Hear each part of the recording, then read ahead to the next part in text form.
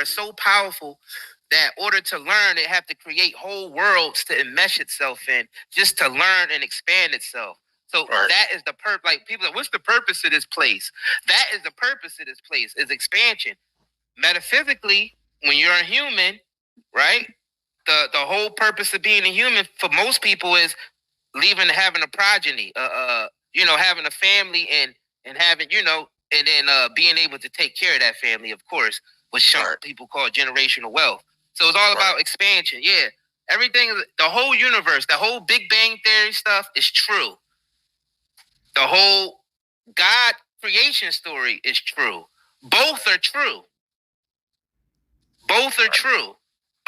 The evolution story of Darwin, that's true, but it's only true to the spiritual aspect, not the physical. The evolution of the Darwin's evolution is not a physical, scientific thing. It's spiritual. The creation is the physical thing, and it's crazy how society flipped it around. They got the religious folks running behind the creation story, which is really the physical world. So that's nothing spiritual about that, except it's a spiritual expression. And they got the scientific world running behind evolution, which the religious community should be running behind, because the evolution part is the spiritual part.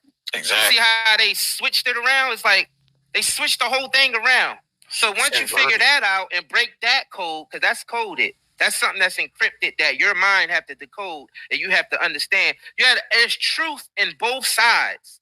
It's truth in everything. But you just got to be able to bridge the gap, and what bridges the gap is metaphysics, and this is the introduction into metaphysics, actual real metaphysics. Because you see a lot of people throw that word around a lot, but they don't really break it down. Like, how could you apply it to your day-to-day life? And that's where it should be used at in your day-to-day life. Like, for example, when I was talking about the doorways are dimensions, enter into other dimensions. Actually, cats see doorways different than we do. Yeah. When cats go through doors, they actually see it as they going into another whole world. Exactly. And they do, and you realize each room have its own energy. So each dimension has its own energy. When you go into the bathroom, that has a specific energy that damn, I'm in the bathroom. Even besides just seeing the toilet and the sink, is a certain energy that that people just know. It's a feeling. It's an energy. Same thing when you go into your kitchen. These are all different dimensions. The spirit realm works like that also.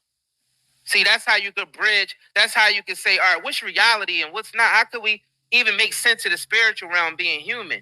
Well, you use the shadow to figure out what the figure is. Like how you would look at your shadow on a wall, be like, damn, whose shadow is that? Everybody's standing in a room and the sun is shining, but you see all these different shadows. You be like, oh, that's my shadow right there. Other person see theirs. Oh, that's mine right there. Like everybody see their own shadow. And you got to think about that's how the spiritual world looks at the physical.